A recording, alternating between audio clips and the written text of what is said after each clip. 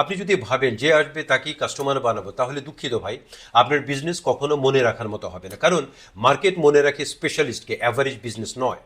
So সবাই আপনার customer না, শুনতে কষ্টের কিন্তু এটাই হলো রিয়েলিটি। অনেকে ভাবে ভাই যে আসবে তাকেই ধরবো, এই মাইন্ডসেটেই আপনার বিজনেসকে ডুবায়। ধরুন আপনি একজন গ্রাফিক ডিজাইনার, আপনি কি restaurant, real estate, garments, YouTuber, NGO সবাইকে ইকুয়ালি ভালো সার্ভ করতে পারবেন? আপনি পারবেন না। বরং এবং এটা মার্কেটও জানে।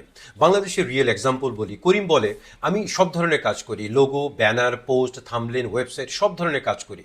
শুনতে ভালো লাগে তাই না?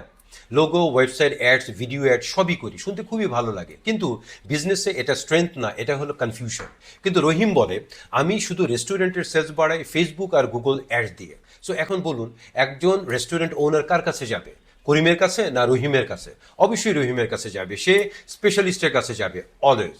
এটাই স্পেশালাইজেশনের পাওয়ার। কারণ স্পেশালিস্ট মানে ট্রাস্ট বেশি, কনফিডেন্স বেশি, প্রাইস বেশি।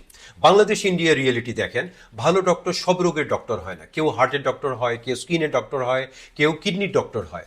ভালো লয়ার সব কেস নেয় না, কেউ কর্পোরেট লয়ার হয়, কেউ ক্রিমিনাল লয়ার। বিজনেসও সেম, যত ন্যারো হবে তত শার্প হবে। আর শার্প হলে কি হয়? ট্রাস্ট বাড়ে, রেজাল্ট আসে এবং প্রাইস নিজেই জাস্টিফাইড হয়। সো মনে রাখবেন যে স্পেশালাইজেশন বিল্ডস রেপুটেশন। আর মনে রাখবেন যে স্পেশালিস্ট মানে কম কাজ না, এক কাজের ভিতরে ডিপ মাস্টারি। যে একটা কাজ বারবার জিতে দেখাতে পারে সে কখনো চিপ হয় না। আরেকটা কথা মনে রাখবেন, ছোট বাজারে রাজা হন, বড় বাজারের নয়।